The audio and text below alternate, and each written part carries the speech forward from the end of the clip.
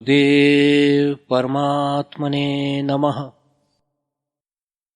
श्री रामचंद्राय नमः। आप श्री सद्गुरुदेव की सन्निधि में हैं।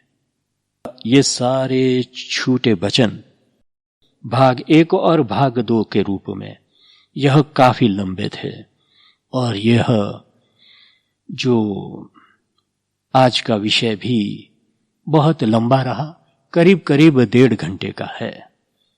और आप लोगों को सच कहूं तो इसे सुनने की धीरता रखना, और धीरे धीरे बार बार सुन सकते हो, क्योंकि ये सारे के सारे ये इतने सारे उपदेश है जो कि सारे ग्रंथ में जितना है उतना यहीं पर मिल जाएगा आपको। और इसी एक वीडियो या इसी एक ऑडियो को सुनेंगे तब आपको सारे गुरुदेव के वचनों की एक संक्षिप्त सारांश में सब कुछ प्राप्त यहीं पर हो जाएगा। तो आप लोग सब ध्यान से, धीरज से और मेरी भूलों को माफ करते हुए उच्चारण की इसे शांति से सुनिए। मैं आग्रह करता हूं कि आप लोग इसी में से सब कुछ प्राप्त कर लेंगे।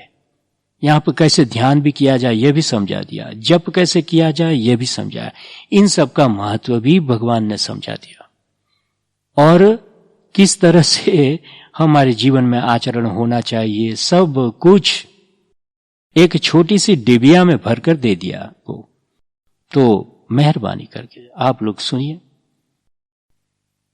श्री गुरुदेव की सन्निधि में इस ग्रंथ के 3रे भाग से अब ये दूसरा विषय, दूसरा प्रकरण जो है भक्ति शास्त्र ज्ञान विज्ञान के अंतर्गत एक नया विषय मैं पढ़ रहा हूं, जो कि विषय संदर्भ के अनुसार गोपनाथ ऐसे लिखा है, दिनांक 1/5/56 पर यह इसके अंतर्गत भक्ति के प्रकरण के अंतर्गत आएगा, इसलिए मैं पढ़ रहा हूं। तो कुमुदिनी बेन ने नोट किया है कि दिनांक 1/5/56 को गोपनाथ भावनगर के पास में ही समुद्र तट पर रम्य गोपनाथ नाम का तीर्थ क्षेत्र है। श्री कृष्ण भगवान यहां गोप गोपियों के साथ विहार यात्रा करते थे, ऐसी कथा है। दूसरी कथा ऐसी है कि नरसिंह मेहता घर त्याग करके आए थे, तब घोर जंगल था। जंगल से बाहर निकले तब समुद्र तट पर उनको शिवलिंग के दर्शन हुआ और शिव आराधना को बैठ गए। कुछ काल के पश्चात शिवजी ने प्रसन्न होकर दर्शन दिए और वरदान मांगने को कहा। नरसिंह भगत जी ने कहा कि आपको जो प्रिय हो सो दीजिए। शंकर भगवान ने श्री कृष्ण भक्ति का वरदान दिया। तब नरसिंह भगत ने रास लीला के दर्शन की इच्छा व्यक्त की। शंकर भगवान ने तथास्तु कहा और ऐसा ही हुआ। गोप गोपियों के साथ श्री कृष्ण भगवान वहां पधारे और भक्तराज को रास लीला का दर्शन दिया। तब से गोपनाथ जी नाम हो गया। यहां कालियाद पैलेस में हमने ठहरने के सबके लिए सब इंतजाम किया था। सुबह 7:30 बजे पूज्य श्री गुरुदेव पधारे और वातावरण प्रफुल्लित हो उठा। पूज्य श्री गुरुदेव ने कहा कि मैं यहां ज्यादातर विश्राम ही करूंगा। मोटी मां ने पूजन किया। मां ने भोजन प्रसाद तैयार किया रखा था। प्रसाद पाकर पूज्य श्री गुरुदेव विश्राम में विराजे। यहां पूज्य श्री गुरुदेव दिनांक 1/5/56 से 11/5/56 तक विराजे। उन्हीं दिनों में आपके कहे हुए वचन इस प्रकार है। गोपनाथ काष्ठ मौन की नोट में खोलकर पढ़ते हुए श्री गुरुदेव ने कहा, जो हृदय कुतर्क व संशय से युक्त व पूर्वाग्रही हो गया हो, उसे प्रेम व आनंद का स्वाद कैसे मिले। ज्ञानी की साधना ठीक से हो रही है। इसकी कसौटी यह है कि जितनी मात्रा में तुम अनुभव करोगे कि देह, प्राण, मन इत्यादि मैं नहीं हूं, उतनी मात्रा में आवरण दूर होते हैं, मोह श्रृंखला टूट जाती है, कर्म दोष भी नहीं होते हैं, विषयों में अनुराग नहीं रहता, सहज भाव में संकल्प रहित। आत्मज्ञानी कर्म त्याग नहीं करता है, परंतु कर्म ही उसका त्याग कर देते हैं। उनकी हर एक क्रिया ज्ञानपूर्ण हो जाती है, कर्म उसका त्याग कर देते हैं। इसको समझना। कर्म के स्थूल रूप का त्याग ही नहीं है, यह पक्का समझना। आध्यात्मिक प्रश्नों का निराकरण करने के निमित्त मनुष्य की बुद्धि बिल्कुल मर्यादित व असमर्थ है, कारण कि वासनाओं से प्रेरित है। स्वार्थी तृष्णाएं छोड़ो, भोगों की स्पृहा त्यागो, तो प्रभु की प्रक्रिया स्पष्ट तुम्हारी समझ में आ जाएगी। प्रश्न हुआ, संसार क्यों बनाया गया है, कैसे बनाया गया है, बनाने वाला है तो कहां है। समाधान दिया गुरुदेव ने। इसका उत्तर सम्यक प्रकार से देना साध्य नहीं। जब तक हम मनुष्य हैं, यही कहेंगे कि हम नहीं जानते। हमको इतना ही अधिकार मिलता है कि हम जान सकते हैं। हम प्रयत्न करें कि क्यों और कैसे, किस उपाय से संसार की सृष्टि हुई, किंतु हम परमात्मा का अभिप्राय जानने का दावा नहीं कर सकते।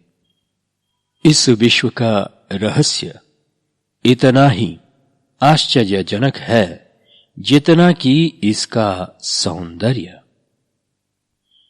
जगत का कारण ब्रह्म परमात्मा है। श्रुति कहती है कि जिससे यह सब भूत उत्पन्न होते हैं वह उत्पन्न हुए, जिसके द्वारा जीते हैं वह सब भूत जिसमें प्रवेशते हैं वह ब्रह्म है। उत्पत्ति ऋग्वेद 10:170 1-2-3। संवत्सर, दिन, रात्रि, सूर्य, चंद्र, द्युलोक, पृथ्वीलोक, अंतरिक्ष लोक इत्यादि परमेश्वर पुनः पुनः उत्पन्न करते रहते हैं। वह परमात्मा ही पृथ्वी आदि लोकों को धारण करता है। स्थिति शुक्ल पद 1-3-4। प्रलय। हे परमेश्वर, आप ही सर्व जगत का विश्लेषण प्रलय करते हैं। अथर्ववेद में 6:63-4। इन वेद प्रमाणों से ब्रह्म यानी परमेश्वर यानी कि परमात्मा ही सृष्टि, स्थिति, प्रलय का कारण है। ब्रह्म ही निमित्त कारण है और ब्रह्म ही उपादान कारण है। प्रश्न हुआ, उपादान कारण परिणामी होता है और ब्रह्म को उपादान कारण मानने से ब्रह्म परिणामी हो जाएगा, वह परिणामी होने से विनाशी और अनित्य हो जाएगा। तो समाधान दिया कि अचित अर्थात प्रकृति के द्वारा ब्रह्म का परिणाम स्वीकार करने से ब्रह्म निर्दुष्ट रह जाता है। तात्पर्य यह है कि चित्त यानी कि जीव और अचित्त यानी प्रकृति, ये दोनों ब्रह्म के ही शरीर है। शरीरी शरीर से पृथक नहीं माना जाता, शरीर शरीरी से पृथक नहीं माना जाता। अतः विकार तो शरीर में यानी प्रकृति में होता है। अतः वस्तुतः उपादान कारण प्रकृति ही है, परंच उपचार से यानी शरीर शरीरी अभेद से ब्रह्म को उपादान कारण कहा जाता है। जैसे बाल्यावस्था दृष्टांत देते हुए कहते हैं, जैसे बाल्यावस्था, युवावस्था, वृद्धावस्था इत्यादि अवस्थाएं शरीर की है, तो भी मैं बालक हूं, मैं युवा हूं, मैं वृद्ध हूं, ऐसा व्यवहार जीवात्मा करते हैं और इस व्यवहार से जीवात्मा कभी भी विकारी नहीं होता। ऐसे ही ब्रह्म के शरीर प्रकृति में विकार होने पर भी ब्रह्म विकृत नहीं होता। ध्यान देने योग्य बात यह है कि स्मरण रहे कि संहिताओं में तो उल्लिखित है कि परमेश्वर जगत को अचित उपादान के द्वारा बनाता है, वैसे ही ऐसी श्रुतियां भी है कि जो यह कहती है कि जगत मात्र ब्रह्म ही है। वेद उपनिषदों तो बराबर कहते ही हैं कि वह प्राप्त होते हैं। वेद सर्वोपरि और अपौरुषेय है, अतः इनके प्रमाण पर विश्वास होना चाहिए कि परमात्मा का अनुभव होता है। यजुर्वेद में 15 से 18 में कहा है, हम चराचर के स्वामी परमात्मा को पुकार रहे हैं। अथर्व में 7:29-8 में कहा है, हे परमेश्वर, हम तुम्हारे नित्य सखा बने रहे। मांडुक्य उपनिषद में कहा है 2:2-8 पर, उस परमेश्वर को जानकर मनुष्य मृत्यु से पार हो जाता है, उसकी प्राप्ति होती है। प्रश्न हुआ, परमात्मा का अवतार होता है? तो गुरुदेव ने कहा, जी हां, बराबर। अजायमानो बहुधा विजायते, वह परमात्मा अजन्मा होते हुए भी बहुत प्रकार से जन्मते हैं। तैत्तिरीय उपनिषद में 3:3-11 पर भगवान अंतर्यामी है। अंतः प्रविष्टम कर्ता रमे तमे, यानी भगवान सर्वेश्वर है। श्वेतैर उपनिषद में 3:6-7 पर तमिश्चराणाम परमम महेश्वरम तम देवानाम परमम च है, वह निर्दोष है। बृहदारण्यक संहिता में 2:1-38 पर 38 पर वैषम्य नैर्गुण्ये न सापेक्षत्वात्, ईश्वर में विषमता और निर्दयता का दोष नहीं है। सृष्टि रचना कर्म सापेक्ष है। गुरुदेव कहते हैं कि मेरे विचार से तो अपने को तो पूर्ण ब्रह्म बनाने का प्रलोभन छोड़कर ऋग्वेद में जो कहा है, हे परमेश्वर, आपके संबंध से हम अवश्य ही अपने ध्येय मोक्ष को प्राप्त करेंगे, इस बात पर लक्ष्य देना चाहिए। दूसरी बात मैं पूछूं, उपनिषदों में उपासनांग है, उन पर ध्यान दिया, वह किनके निमित्त है? मुझे तो भय है कि इस प्रकार के तर्क वितर्क में तुम्हारा अतो भ्रष्ट ततो भ्रष्ट हाल न हो जाए। इसलिए मैं सत्य कटु कहता हूं कि स्वामी जी जो कहते हैं वह सत्य है, परंतु केवल ब्रह्म सत्य है और सब मिथ्या है, इतना ही मान लेने से कुछ लाभ नहीं हो सकता और न किसी को हुआ है। परम सत्य यही है कि परब्रह्म में जो धर्म विद्यमान है, उन धर्मों के साथ जीव का संबंध है। परमात्मा के गुणों का अपने में आधान करना अर्थात विभुत्व का अनुभव करना ही मुख्य वस्तु है। बाकी तो सब ठीक है। मेरा तो यह दृढ़ विश्वास है कि भगवान बुद्धि और वाणी के परे होने पर भी विशुद्ध बुद्धि और वाणी में आ जाते हैं। इतना ही नहीं, चक्षु और श्रोत्र के क्षेत्र में भी आ सकते हैं। प्रेम श्रद्धा युक्त उनके अनन्य अनुरागी बनो। वह स्वयं अपने को तुम्हारे सामने प्रकट कर देंगे। नायामात्म प्रवचनेन लभ्यो न मेघाय न बहुना श्रुतेन यमे वैश ऋणुते तेन लभ्यस्त यैष आत्मा विवृणुते तनस्वाम। सोई जनाई जेहि देहु जनाई जानत तुम ही होई जाई। मानस 2:127। वह जिसका वरण करता है अर्थात पात्र जानता है, उन्हीं के सामने अपने को प्रकट करता है और प्रेम ते प्रकट हो ही मैं जाना। षोढ़ा ही वेद विदुषो वदन्त्येनं महामुने आनुकूलस्य संकल्पो प्रतिकूलस्य वर्जनम रक्षिष्यतीति विश्वासो गोप्तुत्व वर्णम तथा आत्मनिक्षेप कार्याण्यो षड्विद्या शरणागति ही।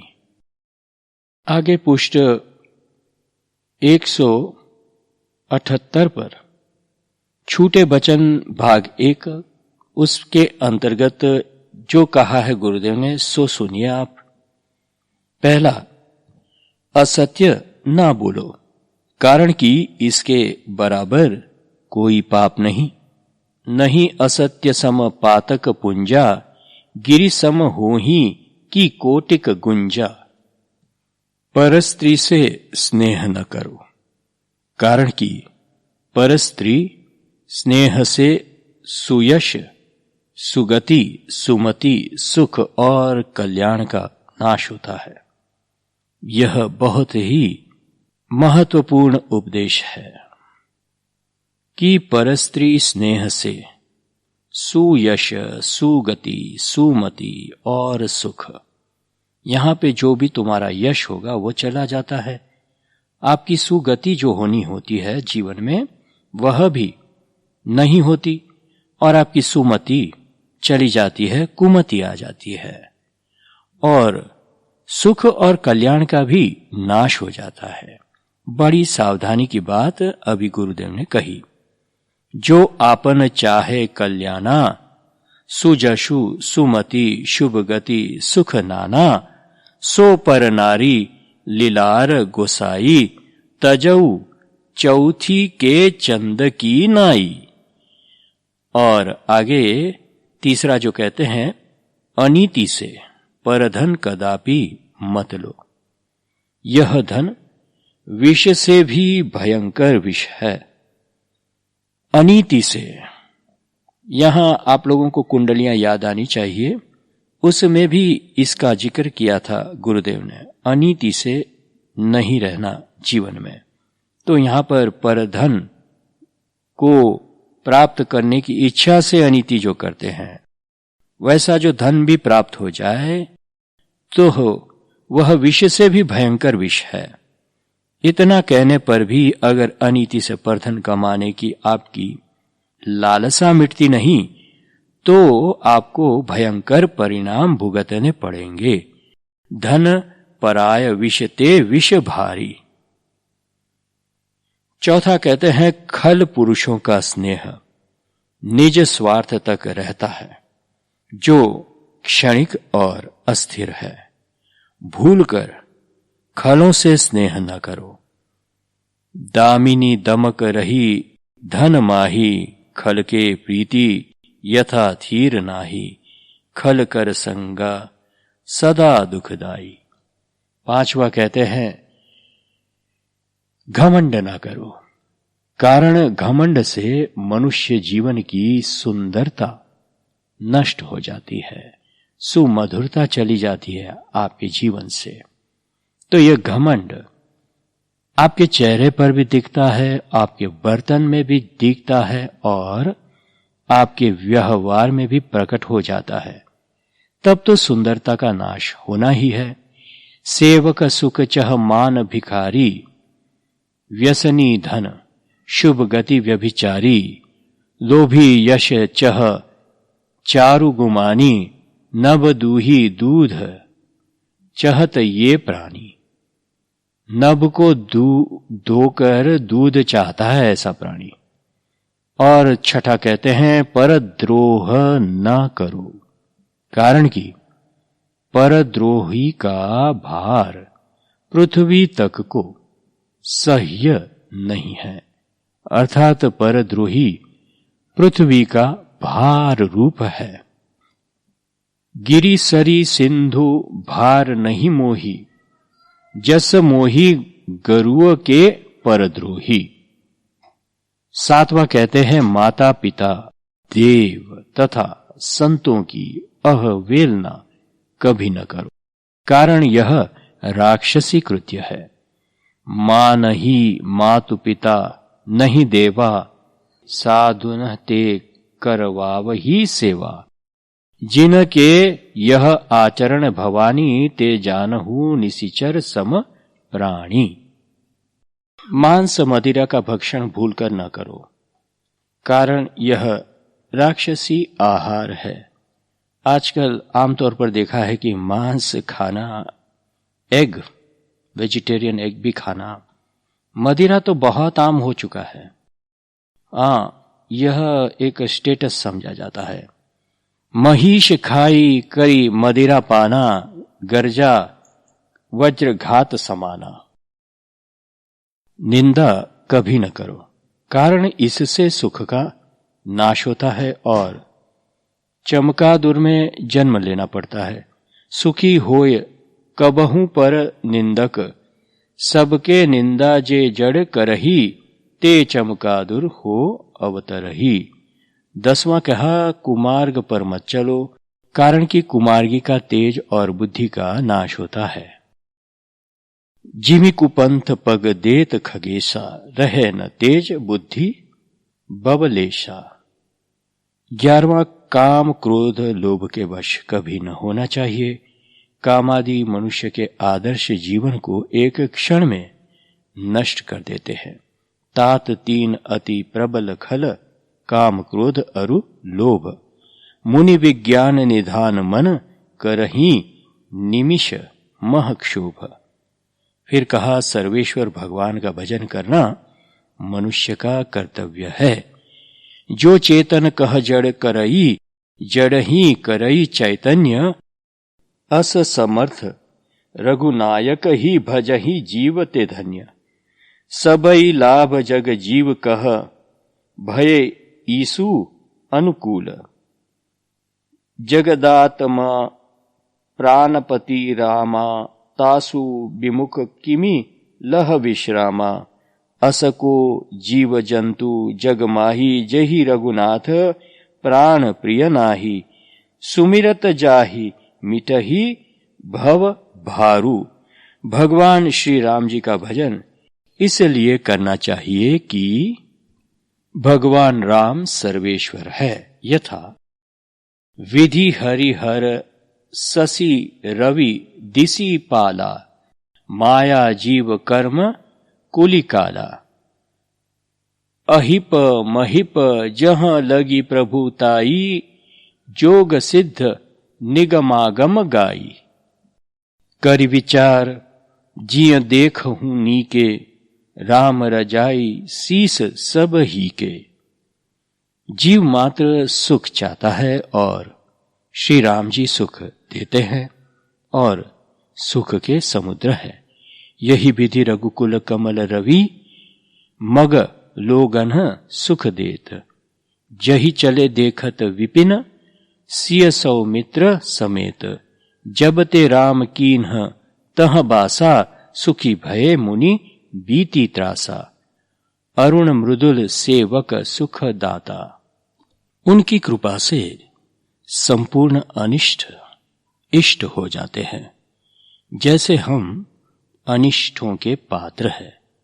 गरल सुधा रिपु करहि मिताई, गोपद सिंधु अनल सितलाई। गरऊ सुमेरु रेणु समताही, राम कृपा करी चितवाही जाही। सीम की चापी सकई कोऊ तासु, बड़ रखवार रमापति जासु। पांचवा, बंध मोक्ष जो कि अत्यंत और नित्य सुख की प्राप्ति है, उनके हाथ में है। हम बंध मोक्ष और सुख चाहते हैं। माया ईश न आप कहूं, जान कहिए सो जीव। बंध मोक्ष प्रद सर्व पर, माया प्रेरक सीव। छठवा, भगवान महादानी है, अभिष्ट पूर्ण करते हैं। बोले कृपा निधान पुनि, अति प्रसन्न मोहि जानी। मागहूं बर जोई भाव मन, महादानी अनुमानी। पर उब मैं अभिलाष तुम्हारा, सत्य सत्य प्रण सत्य हमारा। उनके शरणागत हो जाने पर तत्काल अपना लेते हैं। पूर्वकृत अपराधों को क्षमा कर सुगति प्रदान करते हैं।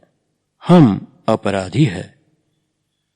कूर कुटिल खल कुमति कलंकी, नीच निशील नीरीस निसंकी।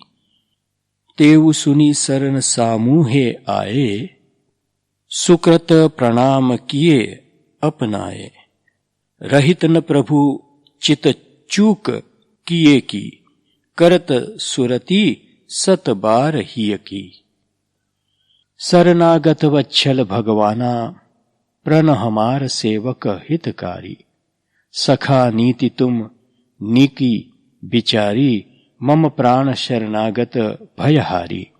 कोटि विप्र वध लागहि जाही, आय शरण तजो नहीं ताही। सन्मुख होए जीव मोहि जबहि, कोटि जन्म अघ नाशो तबहि। गिरिजा रघुपति के यह रीति, सतत करहि प्रणत पर प्रीति। जीव ईश्वर का अंश है और अंशी को प्राप्त करना अंश का धर्म है। अंशी बिना अंश की कोई गति नहीं। ईश्वर अंश जीव अविनाशी, चेतन अमल सहज सुख राशि। तुम ही छांड गति दूसर नाही, गति अगति जीव की सब हरि हाथ तुम्हारे। राम कीन्ह चाहहि सोई होई, करे अन्यथा अस नहीं कोई। भगवान राम पतित पावन है, हम पतित है। पाई न गति के ही पतित पावन, राम भजी सुनु शठ मना। गणिका अजामिल गीध व्याध, अनेक खल तारे घना। आभीर जमन किरात खस, शपचादी अति अघ रूप जे। कही नाम बारक तेपि पावन, होहि राम नमामि ते। श्वपच सबर खस यमन जड़, पामर कोल किरात, राम कहत पावन परम होत, भुवन विख्यात। जन गुण गाहक राम दोष, दलन करुणायतन। 10वां समस्त वेद पुराण, सत्यशास्त्र, ब्रह्मादि देव, शुकादि मुनि, शिवजी, भूषंडी आदि महाभागवतों की यह सम्मति व अनुभूति है कि श्री राम भजन से ही कल्याण होता है, अन्य सब व्यर्थ है। शिव अज शुक सनकादिक नारद, जे मुनि ब्रह्म विचार विशारद, सब कर मत खगनायक एह, करिय राम पद पंकज नेहा। श्रुति पुराण सद ग्रंथ कहाही, रघुपति भक्ति बिना सुख नाही। निज अनुभव अब कहो खगेशा, बिनु हरि भजन न मिटहि कलेशा। उमा कहो मैं अनुभव अपना, सत हरि भजन जगत सब सपना। सखा परम परमारथ एह, मन क्रम बचन राम पद नेहू। ईश्वर भजन समझकर अच्छे प्रकार करना चाहिए, कारण कि इससे दुराचार नहीं हो सकता। राम चरण पंकज प्रिय जिनहि, विषय भोग बश करहि की तिनहि। कपटी कायर कुमति कुजाति, लोक वेद बाहिर सब भांति। राम कीन आपन जब हीते, भयउ भुवन भूषण तब हीते। सुमिरत राम ही तजहि जन, तृण सम विषय बिलास। कृपा भलाई आपनी नाथ कीन भल मोर, दूषण भे भूषण सरिस सुजसु चारु चहु ओर। प्रभु बिना कारण ही सब पर दया करते हैं, प्रति उपकार के बिना न्याय करते हैं, सबको समान समझकर प्रेम करते हैं। देव देव तरु सरिस सुभाऊ, सनमुख विमुख न काहू ही काऊ। जाई निकट पहिचानी, तरु छाह समनी सब सोच। मांगत अभिमत पाव जग, राऊ रंक भल पोच। राम प्राण प्रिय जीवन जी के, स्वार्थ रहित सखा सब ही के। भगवत स्मरण से सर्व सिद्धियां प्राप्त होती है। साधक नाम जप ही लय लाए, होय सिद्ध अणिमादिक पाए। राम विमुख सिद्धि सपनेहु नाही, सुमिरत जाहि मिटई अज्ञाना। सोई सर्वज्ञ राम भगवाना। भगवान राम मृदुचित है, आपका स्वभाव बड़ा ही सरल है, बड़े दयालु और कृपालु है। उमा राम मृदुचित करुणाक, वैर भाव सुमिरत मोहि निशिचर।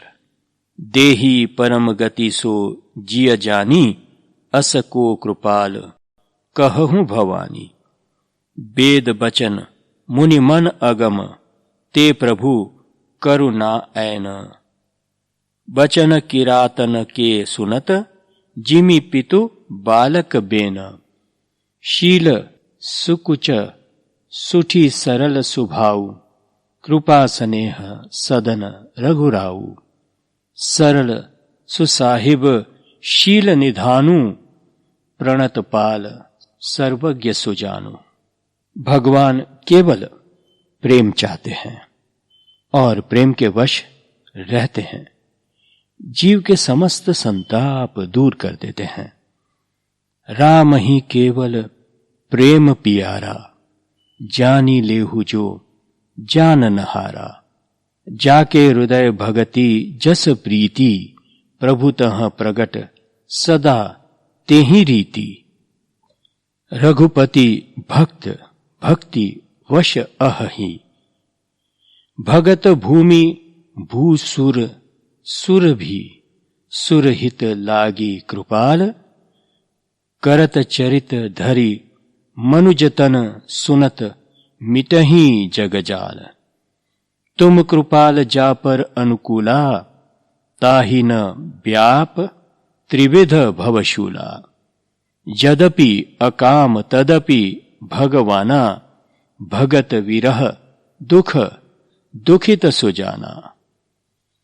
भगवान भक्त प्रेमी की रखवारी करने में कभी चूकते नहीं हैं, भक्त का हित करते हैं।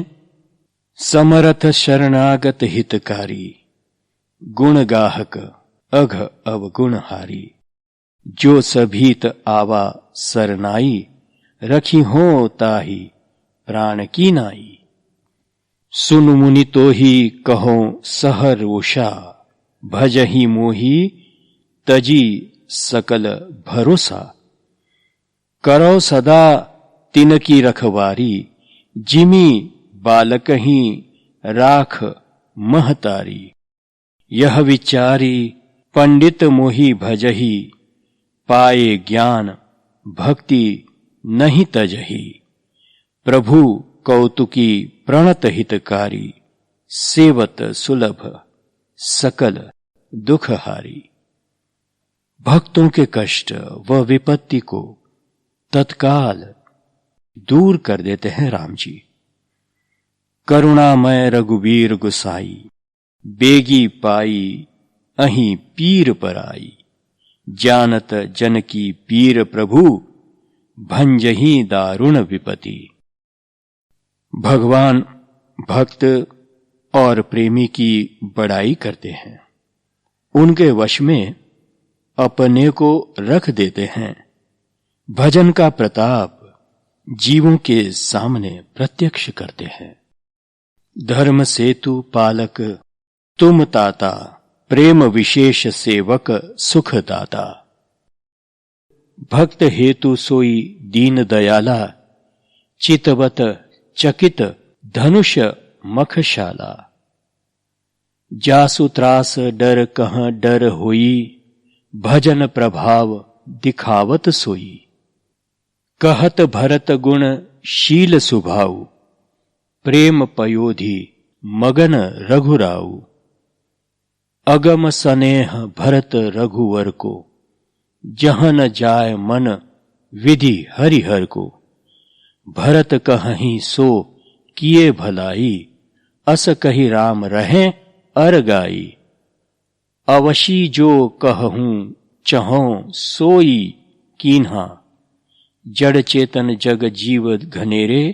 जे चितिये प्रभु जिन प्रभु हेरे, ते सब भय परम पद योगु। भरत दरश मेटा भव रोगु। मनुष्य जन्म सार्थक करने को और सर्व सुख तथा कल्याण के हेतु सुगम सुलभ उपाय केवल भगवत भजन है। देह धरे कर यह फल भाई, भजिए राम सब काम बिहाई।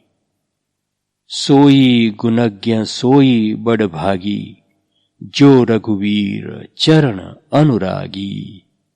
प्रभु पद शपथ कहो सति भाऊ, जग मंगल हित एक उपाऊ। प्रभु प्रसन्न मन सकुच तजी, जो जेहि आयसु देव।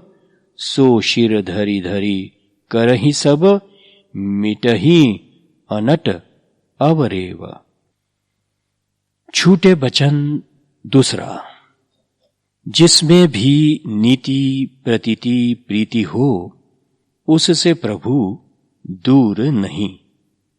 श्री भगवत ध्यान ही पूर्ण योग है।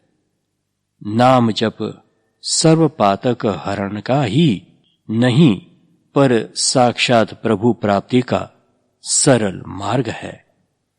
भौतिक भोगों की लिप्सा है ऐसा मनुष्य योग साधना में लगता है, परंतु उसका ध्येय व भीतरी इच्छा भौतिक भोग व सामर्थ्य को प्राप्त करने की रहती है।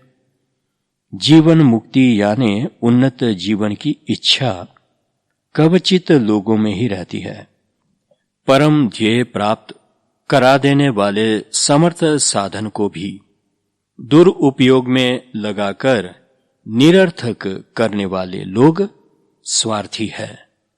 कुछ सिद्धि प्राप्त करके उसका दुरुपयोग परपीड़ा व धन सम्मान प्राप्त करने वालों को मैंने देखा है। मर्यादा पुरुषोत्तम श्री राम भगवान ने अपने अवतार कार्य में मानव धर्म के 11 लक्षण चरितार्थ करके मनुष्यों के लिए आदर्श ध्येय दर्शाया है। धर्मे तत्परता, मुखे मधुरता, दाने समुत्साहता, मित्रे अवंचकता, गुरौ विनयता, चित्ते अति गंभीरता, आचरे सुचिता, गुणे रसिकता, शास्त्रोति विज्ञानीता, रूपे सुंदरता, हरि भजनीता, सत्स्वेव संदृश्यते। यह धर्म के 11 लक्षण आपने सुने। गुरुदेव आगे कहते हैं, बाहुक का संपुट है, तीसरे उपवास निवास सिंधु पास सो, समाज महाराज जू को एक दीन दान भो। श्री गुरुदेव ने कहा, रहत नगन तन चलत मगन मन, गज गन बदन बसत वर तर तर, चढ़त वरद पर हरत दरद दह, धन फल जन फल मन बग सत तर, वद छली बसत असन कह हर हर, धरत चरण उर गहत सरन, कह जड़ न कहत कहत हर हर हर हर हर हर हर हर हर हर। रहत नगन तन चलत मगन मन, गज गन बदन बसत वर तर तर, चढ़त वरद पर हरत दरद दह, धन फल जन फल मन वगसत तर, बध छली बसत असन कह हर हर, धरत चरण उर गहत सरन, कह जड़ न कहत कहत हर हर हर हर हर हर हर हर हर हर। एक मनुष्य जीवन भर निंदा चुगली करता रहता है। दूसरे जन्म में चमगादड़ बनकर अपने पूर्व जन्म के घर में रहने लगा। ममत्व तीव्र था, मकान वही था, उन्होंने ही बनवाया था। मनुष्य जन्म में जिस प्रकार जहां जहां बैठता उठता था वैसा ही वह करने लगा, परंतु चमगादड़ को कौन अपने यहां स्थान देगा। उसके पुत्र परिवार को भी चमगादड़ का इस प्रकार का घर में आना जाना और घूमना पसंद नहीं आया। वे डंडा लेकर उसे हटा देते थे। वह पुनः पुनः आ जाता था और डंडा खाता रहता था, परंतु मकान को छोड़ नहीं पाता था। तब पौत्र आदि ने उसको जिंदा खिलौना मान लिया। उसे रस्सी से बांधकर अपनी मनचाही रीति से खूब नचाते रहते। उसे कष्ट तो बहुत होता और होने लगा, पर अब क्या करे। निंदा कुतली आदि से उसने पूर्व जन्म में इस प्रकार मन के मरकट के समान जीवन भर नृत्य ही कराया था ना। सम उपसर्ग पूर्वक क्रू धातु से भूषण अर्थ में आता है, कु धातु से भूषण अर्थ में आता है। सु का आगमन करके किन प्रत्यय करने से संस्कृति शब्द बनता है, जिसका भाव है भूषण भूत और सम्यक कृति संस्कृति। संस्कृति अर्थात सुधारना, वेदानुकूल जीवन बनाना। स्मरण रहे कि कहीं कहीं सुधार के नाम पर उत्तम रीति की रूढ़ी कहकर उपेक्षा कर दी जाती है, जो संस्कृति घातक हो जाती है। मेरठ में नागा बाबा क्रिया योग से सिद्ध हो गए थे। यह वस्तु अखंड मंडलाकार सूर्य के समान है, प्रत्येक मनुष्य के मस्तक में रही हुई है। कुंडलिनी का उससे विशिष्ट संबंध है। 10वां कहते हैं, जब देखो तब पास में रहे सदा भरपूर, प्रेम पूर्ण जिसमें उदय बना कबहू नहीं दूर। 11वां श्री विग्रह के दर्शन। 12वां देह का फोटो होता है। आत्मा का फोटो श्री विग्रह के दर्शन से मन में अंकित करो। श्री विग्रह के दर्शन करते वक्त उत्साह से सोचो, भावना करो कि हे मर्यादा पुरुषोत्तम, आपके जैसा मेरा जीवन कब होगा, आपके जैसा मैं कब होऊंगा। श्री विग्रह के दर्शन करते हुए मन से निश्चय पूर्वक भावना करो कि यह मेरा स्वरूप है, मैं यही स्वरूप प्राप्त करूंगा। श्री विग्रह हमारे आत्मा के परम स्रोत का स्वरूप है। मंदिर व धर्मस्थान में व्यावहारिक विषयों की चर्चा, टीका, टिप्पणी नहीं करनी चाहिए। ऐसे पवित्र स्थान को केवल आत्मोन्नति और प्रभु गुण अनुवाद के कथा कीर्तन के लिए ही होते हैं। 14वां कुतर्क व संशयग्रस्त हृदय शुष्क हो जाता है। ऐसे हृदय को प्रेम भावना का आनंद कैसा होता है, यह अनुभव में आता नहीं है। कारण कि शुष्कता भरी हो उस हृदय को प्रेम आनंद का स्वाद कैसे मिले।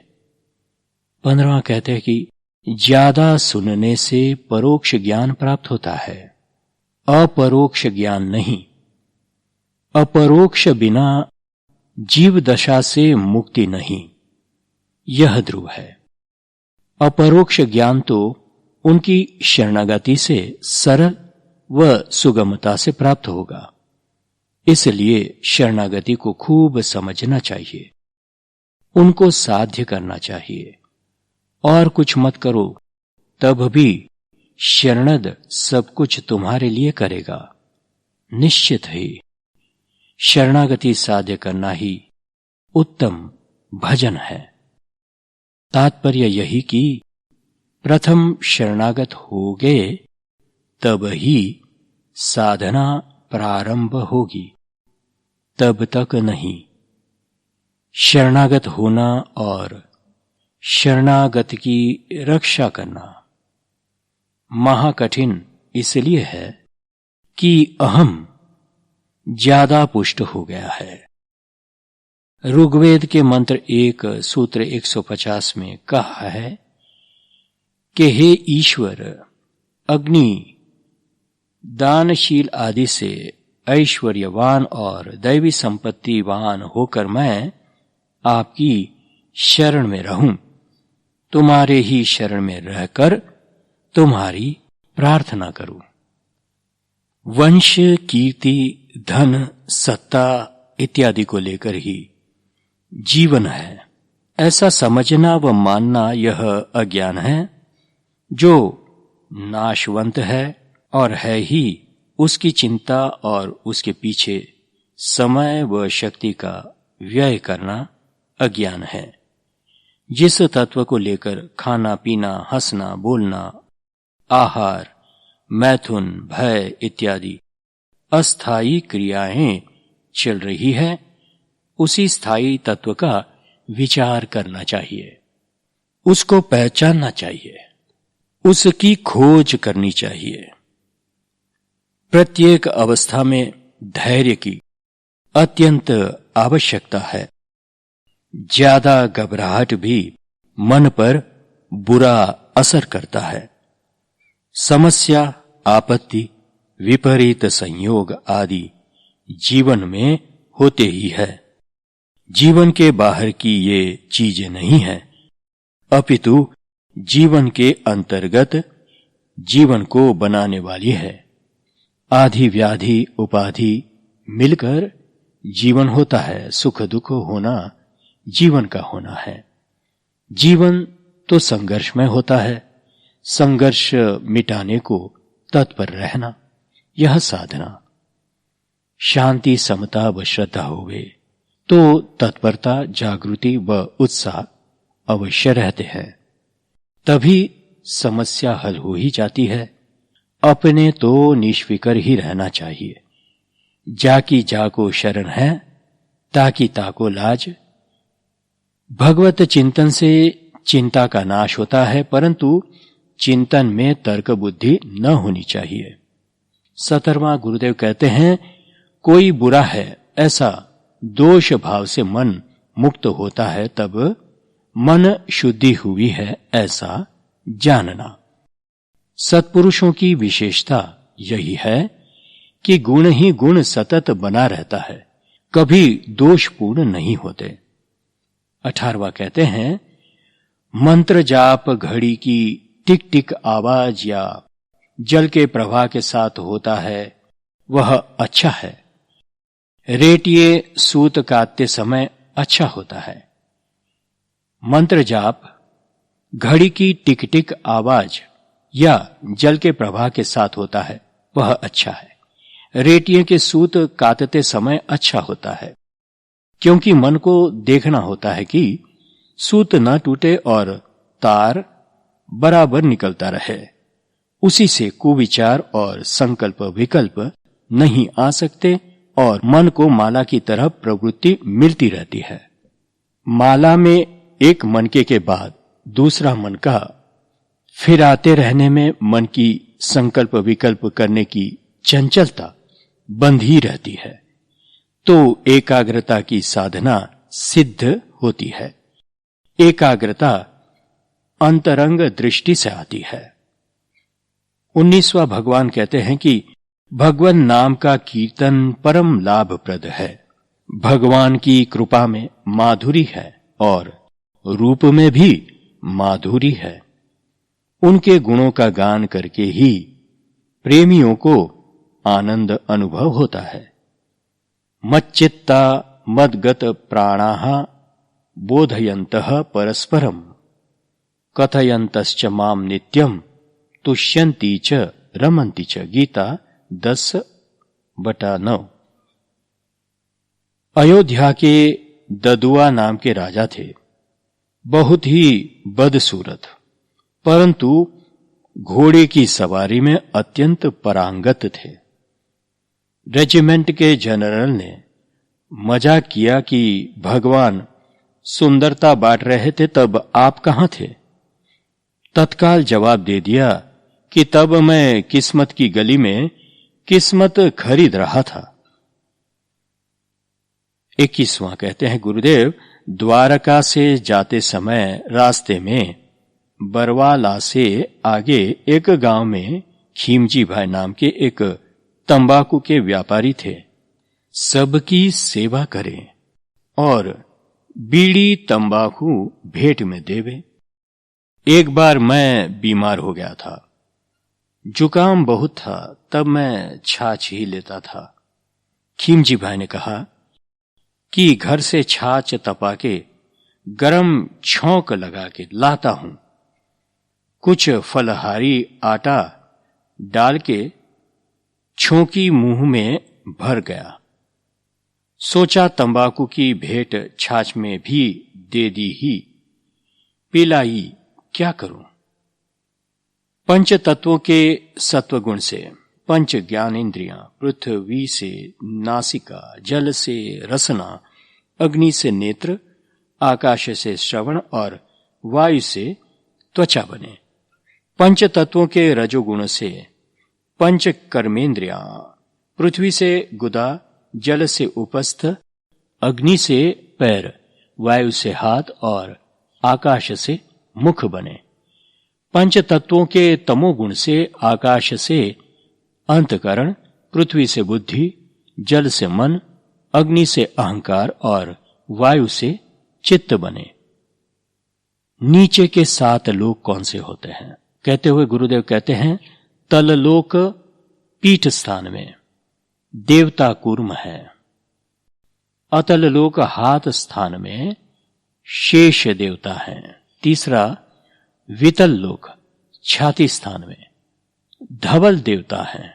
चौथा सुतल लोक पेट स्थान में सावित्र देवता है।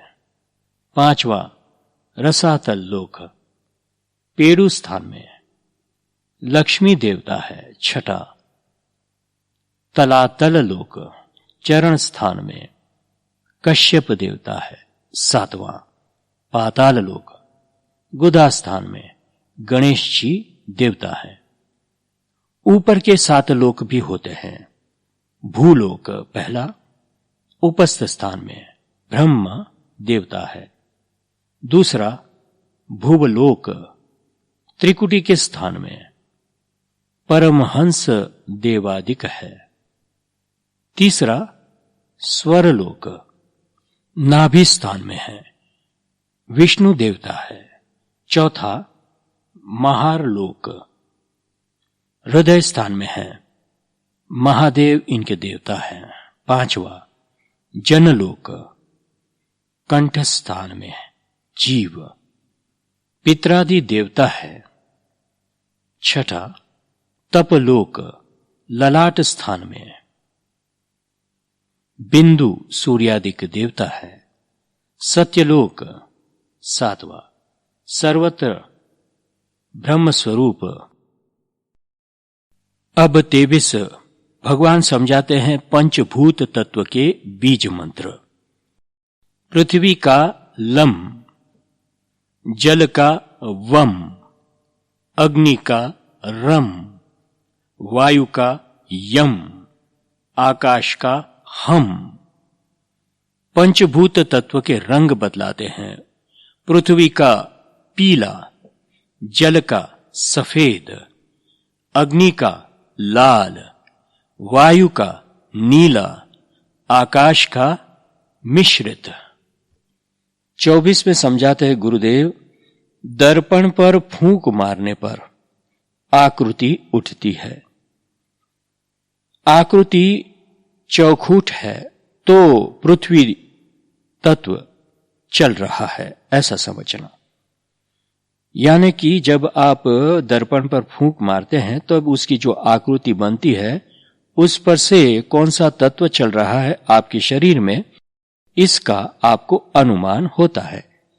तो कहते हैं आकृति फूंक मारने पर चौखुट है तो पृथ्वी तत्व चल रहा है, अर्धगोल है तो जल तत्व चल रहा है, त्रिकोण है तो अग्नि तत्व चल रहा है, पूर्ण गोल है तो वायु तत्व चल रहा है, पूर्ण गोल में बिंदु बिंदु दिखें तो आकाश तत्व चल रहा है।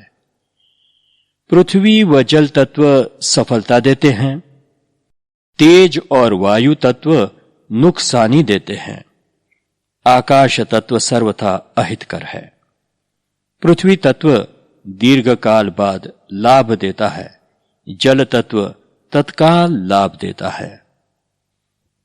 अब यह आप लोग अच्छी तरह से समझ लेना, और अगर कोई कार्य आपको करना है तब इसका कभी प्रयोग करके कार्यों में प्रवृत्त होना। और 25वां गुरुदेव कहते हैं तत्व जानने की रीत। वायु तत्व की जानने की रीति, इच्छवास की लंबाई यदि 8 अंगुली हो तो वायु तत्व जानना, इच्छवास की लंबाई 4 अंगुली हो तो अग्नि तत्व, इच्छवास की लंबाई 12 उंगली हो तो पृथ्वी तत्व जानना, और 16 उंगली हो तो जल तत्व समझना। अब 26वां समझाते हैं कि प्रत्येक स्वर 1 घंटा चलता है, अर्थात हर 1 घंटे के बाद नाड़ी बदलती है। 1 घंटे में 50 पल पृथ्वी तत्व का, 40 पल जल तत्व का, 30 पल अग्नि तत्व का, 20 पल वायु तत्व का और 10 पल आकाश तत्व के होते हैं। तो समझाते हैं कि 1 घड़ी 60 पल और 2.5 घड़ी 1 घंटा। राग द्वेष और मोह त्याग 28वां समझाते हुए कहते हैं कि राग द्वेष और मोह त्याग कर जो धर्म निर्णय करता है वही सज्जन होता है। या यूं कहना चाहिए कि राग द्वेष व मोह के खींचाव से अलिप्त रहकर जो निर्णय किया जाता है वह धर्म निर्णय है, और जो कोई इस प्रकार निर्णय कर सकता है वही सज्जन है। 29 में समझाते हैं गुरुदेव की धर्म तो जागृत अवस्था है। धर्म तो जागृत अवस्था है, कोरा तत्व ज्ञान नहीं। तत्व ज्ञान तो बुद्धि के माध्यम से समझाया हुआ परम सत्य है। हम आध्यात्मिक या धर्मनिष्ठ हो गए हैं, यह किस आधार पर साबित होता है? तुम्हारी जागृत अवस्था के आधार पर ही साबित होता है। धर्म सत्य ही है और सत्य हमारी ठोस अवस्था में व्यक्त होता है। धर्म मानवता से पतन नहीं होने देता। ध्रुव धारयति इति धर्म। धर्म पकड़ रखता है, गिरने नहीं देता। पूर्ण दैवी संपत्ति का नाम मानवता है। यदि सही सही धर्म पालन किया जाए और किया जाता है तो मनुष्य को और किसी की भी अपेक्षा नहीं है। धर्म पालन ही उसे दिन प्रतिदिन ऊंचा ले जाएगा और मनुष्य को वस्तुतः सुख शांति प्राप्त होती रहेगी। यह ध्रुव है। मनुष्य में खुद में धर्म भावना व धर्म पालन को जानने पहचानने की योग्यता पात्रता होनी चाहिए। मनुष्य को स्वयं को इतना उन्नत करना चाहिए। गीता रामायण इतने सरल व स्पष्ट है कि मनुष्य इनको समझे, तद्वत आचरण करे तो भी काम बन जाता है। सुर असुर को अपने में पहचानो, दैवी संपत्ति को ढूंढो अपने में, आसुरी संपत्ति को भी ढूंढो। फिर त्याग किसका करना है, ग्रहण किसका होना चाहिए, यह समझो और तद्वत करने लग जाओ। तुम स्वयं अपने को अपने लिए सद्गुरु बनाओ, इष्ट देव भी बनाओ, अपनी आदर्श मूर्ति अपने को बना लो। बस हो गया, फिर और क्या चाहिए? प्राणी मात्र को सुख देना यह मनुष्य शरीर का धर्म है। सारे धर्म का तत्व इसी में आ जाता है कि आत्मनः प्रतिकूलानि परेशान न समाचरेत। पद्म पुराण सृष्टि 11-355-56। परोपकार ही पुण्य है, परपीड़न ही पाप है। मनुष्य शरीर का प्रयोजन ही परोपकार है। परोपकारार्थमिदं शरीरम। परोपकार ही यज्ञ है। परहित का महान धर्म ही छूट जाए और केवल भोग व संग्रह करने का ही धन हो तो ऐसे धन संग्रह से क्या लाभ?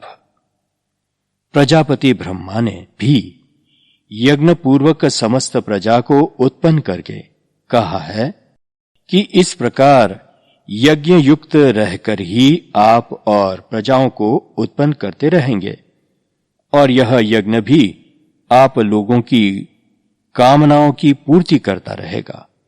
भगवान ने मनुष्यों को जो भी धन शक्ति आदि दिया वह निज का व दूसरों के हित के लिए दिया है, ऐसा निश्चित समझना चाहिए। दान परोपकार परहित व परमार्थ रूप यज्ञ करते रहना चाहिए।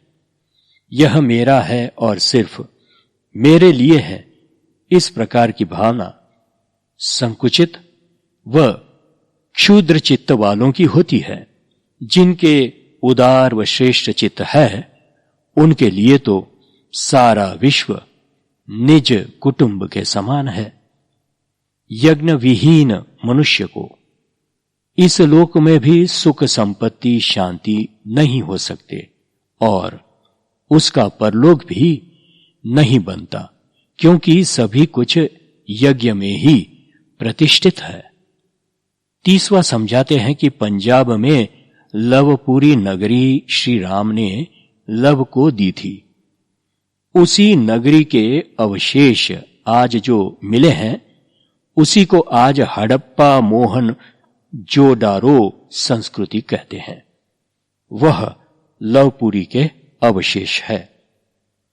यह सब जो आप सुन रहे हैं ये छूटे वचन है, तो एक का दूसरे से कभी ऐसा लगेगा कि कोई मतलब कि एक संदर्भ नहीं मिलता, पर छूटे वचन इस प्रकार है कि सारे अमूल्य है और हीरों के माफिक दिए गए हैं। तो हर एक बात को आपको समझना अलग से है और अच्छी तरह से समझना है। तो 31वां वचन जो गुरुदेव कहते हैं कि ब्रह्म को जो जानता था, अर्थात जड़ स्थूल के भाग्य प्राणी पदार्थों में रहा हुए परम चैतन्य को ही मुख्य जानता था। ब्रह्म को जो जानता था, अर्थात जड़ स्थूल के भोग्य प्राणी पदार्थों में रहा हुए परम चैतन्य को ही मुख्य जानता था। तद अनुसार जीवन व्यवहार में आत्मवत सर्वभूतेषु अथवा चराचर में भगवान विराजे हैं ऐसा जानता व देखता था और परब्रह्म की अनुभूति किया हो उसे ही ब्राह्मण कहा है। इनमें से जिसने अनुभूति की है, ऐसे ब्राह्मण के अधीन मंत्रों में रहे हुए देवता रहते हैं। मंत्राधीनाः च देवताः ते मंत्रा ब्राह्मणीधीना। जिस जन्म में ब्राह्मत्व साध्य होता है वही जन्म धन्य है, सही कमाई वही है। 32वां वचन यह है कि मोटा वचन न मारिए, मोटी रोटी मार, द्वेष प्रेम को पंथ बना, लीजे खूब विचार। 33वां वचन कहते हैं, अपने उपलब्ध साधन से सत्य की प्रतीति होने पर यह निश्चय होना चाहिए कि मुझे जो मार्ग मिला है वह सत्य है, इसमें कोई संदेह नहीं और अन्य मार्ग को ठीक कहना या असत्य है ऐसा मानना या कहने का मुझे कोई अधिकार नहीं, क्योंकि उस मार्ग पर मैं चला नहीं हूं। तो ठीक नहीं कहना तो वास्तविक ठीक नहीं। 34वां वचन कहते हैं कि एक मार्ग से दूसरे मार्ग पर चढ़ना, फिर तीसरे मार्ग का अनुसरण करना, ऐसा क्यों होता है? चंचलता के कारण से। चंचलता क्यों? संस्कारों के कारण से। मनुष्यों के मन पर पूर्व जन्मों के तथा इस जन्म के विरोधी विचारों के संचित संस्कारों को लेकर वह किसी भी एक ही मार्ग का दृढ़ अनुसरण कर नहीं सकता है। इसलिए जब मनुष्य एकाग्रता की सिद्धि के अर्थ संयम आदि क्रियाओं की साधना का पुरुषार्थ करता है, तब मन संस्कारों के वश होकर प्रबल संस्कारों के अनुसार प्रिय वस्तुओं का चिंतन करता रहता है और इससे संयम आदि का तो यथार्थ फल मिलना चाहिए, सो मिलता नहीं है। 35वां वचन गुरुदेव कहते हैं, सबसे उत्तम बदला क्षमा कर देना है और शौर्य है, यही शौर्य है। सैनिक अपने शरीर बल से वीरता व शौर्य प्रत्यक्ष करता है। जागृत जीव मनोबल से सूक्ष्म रीति से वीरत्व व शौर्य को धारण कर पाता है, तभी क्षमा कर पाता है। शरीर बल को लेकर आज पर्यंत कितने ही सरदार, बादशाह व शासकों ने युद्ध किए हैं और करते रहेंगे, परंतु सही विजय पाना है तो नीति युक्त वीरता को अपनाओ और उपकार करो। अपराधी पर क्षमा का और अपकारी पर उपकार का। अपराधी से बदला लो क्षमा करके, और अपकारी से बदला लो तो उपकार करके। क्षुद्र नदी भरी चली तोराई, जस थोरे धन खल इतराई। मानस 4:14। 36वां वचन कहते हैं, आंख देखती है वह सब सत्य होता है? पूछते हैं। रण में पानी न होने पर भी आंख को नीर दिखता है, इसलिए उसे सत्य माना जाता है। जो नहीं दिख पाता वह असत्य है, परंतु न होने पर भी दिखाई देता है वह है आभास। जादूगर कितनी करामत दिखाता है, लेकिन वास्तव में सब आभास होता है। इसलिए जो दिखने में आता है वह सब कुछ सत्य नहीं है। ऐसा मनुष्यों में भी है। खूब क्रोध है परंतु भीतर से कोमल हृदय है। खूब मीठी जबान है परंतु भीतर हृदय जहरीला होता है। आचार का आग्रही ऊपर से है, भीतर में पक्का दुराचारी है। तो यह सब आभास को देखना चाहिए, समझना चाहिए और सत्य असत्य का भेद देखना चाहिए। सत्य को अपनाओ परंतु असत्य को त्याग दो। दृढ़ संकल्प अर्थात प्राण प्रतिज्ञा हो तो ही सत्य की प्रतिष्ठा अपने में हो पाती है। जीवन के प्रत्येक क्रिया कर्म में, प्रत्येक भाव और विचार में हमें केवल सत्य के निकट पहुंचने का है और उसी को लेकर हमें सतत संघर्ष करते रहना चाहिए। ऐसा उच्चतर संघर्ष को ही मैं यथार्थ पुरुषार्थ कहता हूं और ऐसा पुरुषार्थ में ही जीवन का उत्कर्ष और परम आनंद सन्निहित रहता है। छूटे वचन में 37वां वचन भगवान गुरुदेव कहते हैं, भगवान नाम में ही इतनी सामर्थ्य है कि नाम ही नामी का बोध अवश्य करा देता है। जिस प्रकार अभ्यास जागृत में रहेगा उसी प्रकार ध्यान व प्रियत्व स्वप्न, सुषुप्ति व निद्रा अवस्था में भी चलता रहेगा व पुष्ट होता रहेगा। इसलिए जागृति में सभानता पूर्वक प्रियता व अनुराग से जाप करने का अभ्यास डालोगे तो अभ्यास की दृढ़ता होने पर निद्रा, सुषुप्ति व स्वप्न अवस्था में भी भगवद स्मरण निरंतर चलता रहेगा। तुम सोते रहोगे पर तुम्हारा रोम रोम राम राम की रट लगाए रहेगा। करके देखो। इसको गपाड़ा मत मानो। अर्जुन के बाल्यावस्था से कृष्ण की रट लगाते थे। यह बहुत ही बड़ी सीख दी है गुरुदेव ने। और सच मानो कि राममय होना है तो इस 37वें वचन को खूब जीवन में उतारने का प्रयत्न करना, यही एक साधन है। और ऐसा ही तैलवत धारवत भगवान का नाम हमारे रोम रोम में बजता रहे, यही गुरुदेव का उपदेश रहा है हर दम। फिर किसी ने प्रश्न किया, मंत्र जाप करते समय कुछ मिनट ऐसा हो जाता है कि जप न होते हुए भी ध्यान जैसा होता है। फिर ध्यान के अभ्यास में कभी कभी मंत्र जाप भी होने लगता है, तो जप और ध्यान इस तरह साथ साथ होवे, यह बराबर है। श्री गुरुदेव ने कहा, यह एकाग्रता के कारण है। होने में हानि नहीं अपितु उत्तम है। दूसरा प्रश्न हुआ, और कभी कभी मंत्र जाप करते करते ऐसा भी होता है कि पूरे मंत्र के बजाय सिर्फ रा रा ही होता है, तब क्या करना? श्री गुरुदेव ने कहा, ठीक है, राम में भी पूरा मंत्र आ जाता है। प्रश्न हुआ, यह एक बड़ा भारी आश्चर्य हो रहा है कि अशांति व निराशापूर्ण मन स्थिति रहने पर भी तथा कई बार सब छोड़ देने के विचार होने पर भी नियम का समय होते ही फौरन पूजा के कमरे में पहुंचे ही जाती हूं, और नियम आदि तो होता ही रहता है। किससे प्रेरित होकर नियम आदि होता है?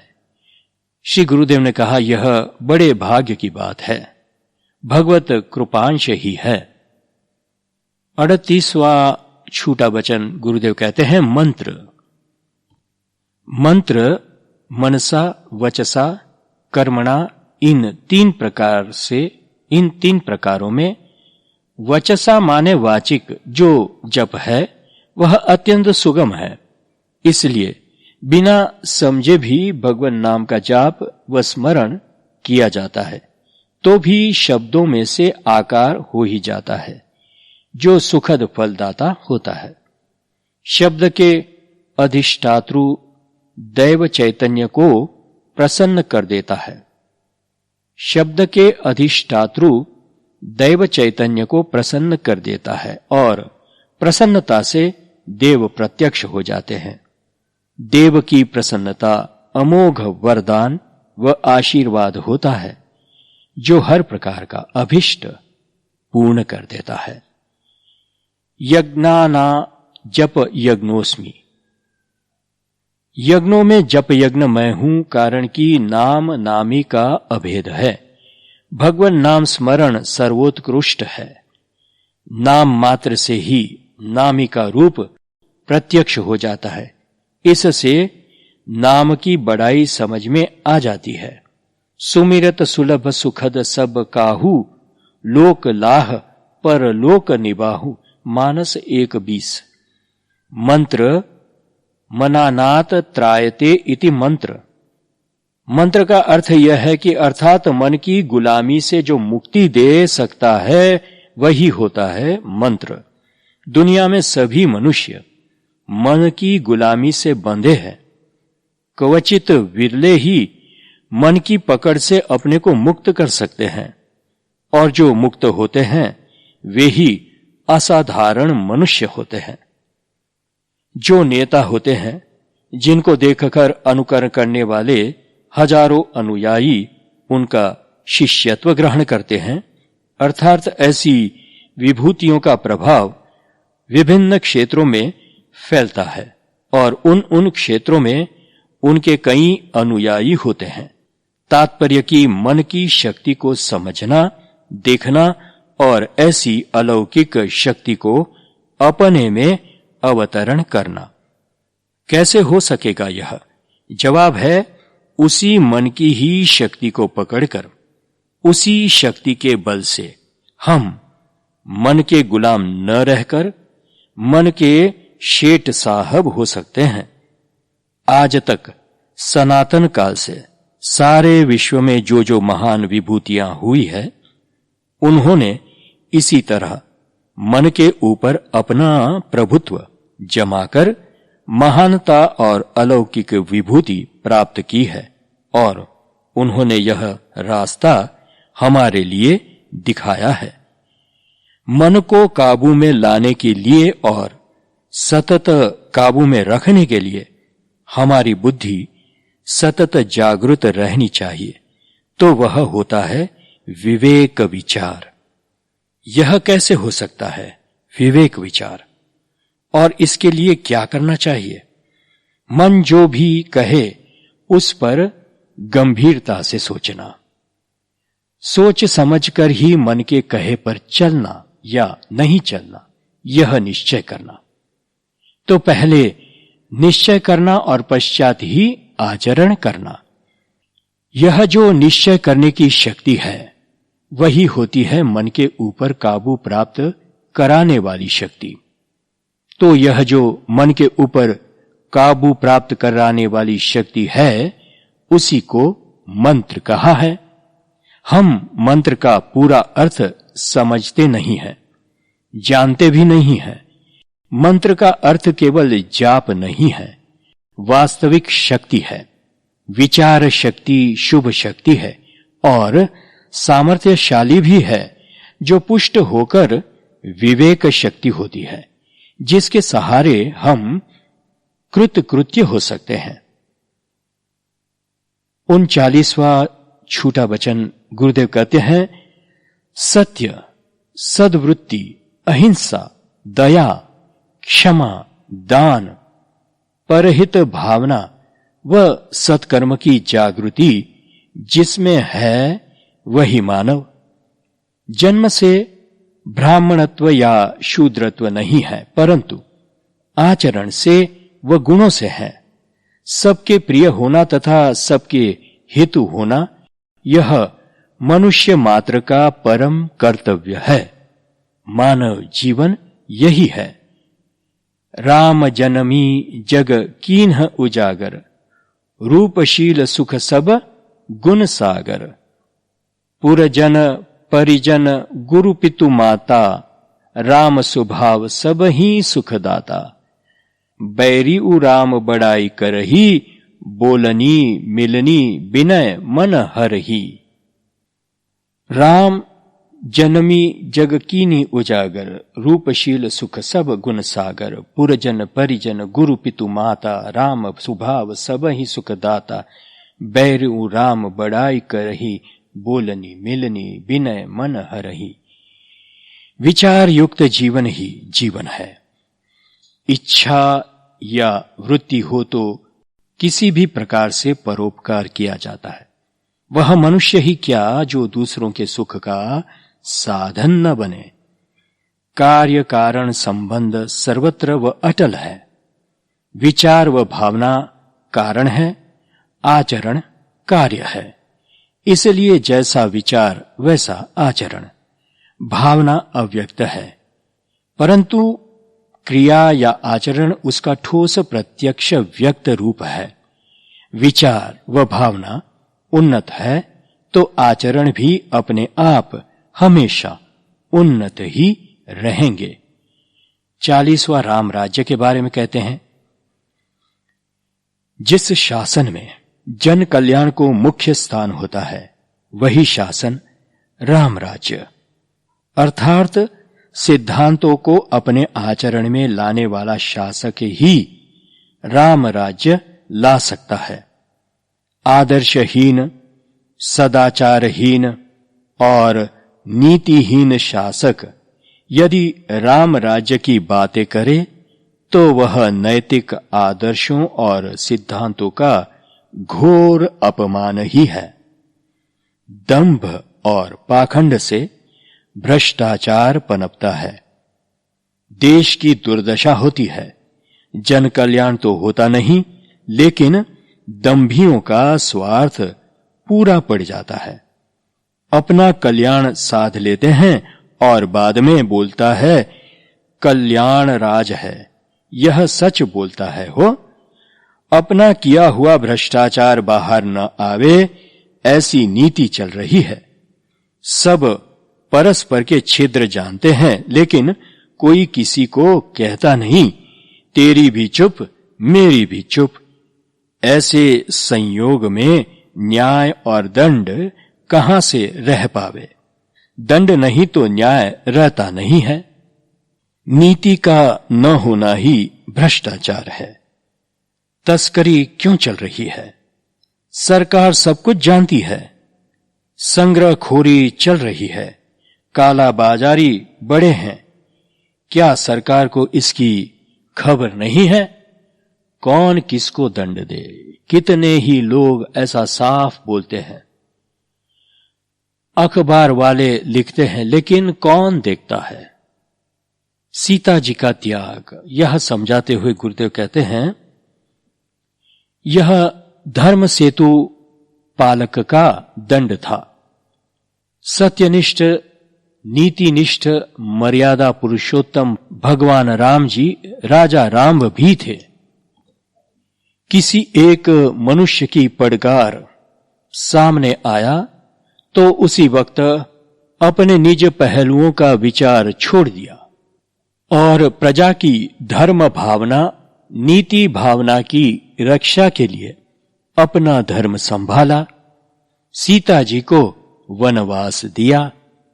इस महान त्याग से प्रजा चकित हो गई। इतनी हद तक शासक निष्पक्ष और धर्म नीति पालक चाहिए, तब राम राज्य कहा जाए। रावण के यहां से आए और रखे, यह अपवाद का जवाब एक राजा के नाते स्वयं ने जगत जननी सीता जी के पास मांगा। अग्नि परीक्षा हुई, लोग सब चकित रह गए। इतनी कठोर दंड नीति अपने ही अविभक्त अविच्छिन्न अंग के साथ जो आचरता है, तो वह किसके लिए, किसी के भी लिए दंड नीति में पक्षपात करेगा ही नहीं। कानूनों की और दंड विधानों की आवश्यकता ही न होवे, ऐसा समाज सुस्वस्थ समाज होता है। और ऐसा समाज संस्कारों के द्वारा हो सकता है। अच्छे मनुष्य बनने का है यह समझदारी चारों ओर सहज रूप से बनी हुई होती है, तब बालक भी समझदारी के अनुरूप ही विकास करता है। शासन का अंतिम ध्येय होना चाहिए कि वह गरीब व छोटे से छोटे व्यक्ति के लिए भी भय रहित जीवन संभव बना दे। 41वां छूटा वचन कहते हैं, बर्दवान के टेकचंद राजा मेरा शिष्य था। मैं बर्दावन बहुत रहा हूं।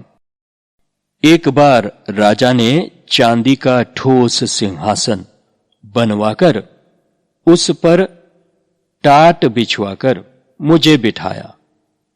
मैं सिंहासन के बारे में कुछ जानता नहीं था। जब मैं वहां से विदा हो रहा था, तब राजा ने नौकरों से कहा, इस सिंहासन को तो मैं गुरु महाराज को दान में दे चुका हूं, इसलिए महाराज जी के साथ इसको भी पहुंचा दो। सुनते ही मेरी भावना को गहरी चोट लगी। इतने साल का परिचय, फिर भी उन्होंने क्या मूल्य किया। मेरा कड़क नियम था, रुपये पैसे को छूता नहीं था, न सोना चांदी को।